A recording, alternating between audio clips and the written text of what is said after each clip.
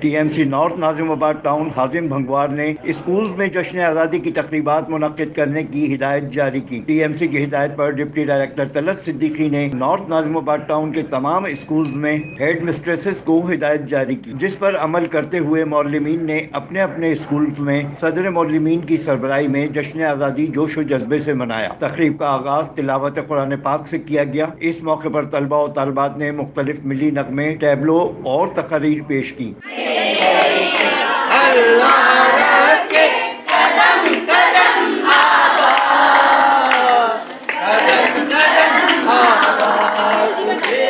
اس موقع پر طلعت صدیقی نے بچوں کو آزادی کی اہمیت اجاگر کرتے ہوئے انہیں ملک و قوم کی خدمت اور قائد اعظم کے کہے گئے اقوال پر عمل کرنے کی تلقین کی۔ Afzal Khan, C110 news, Karachi.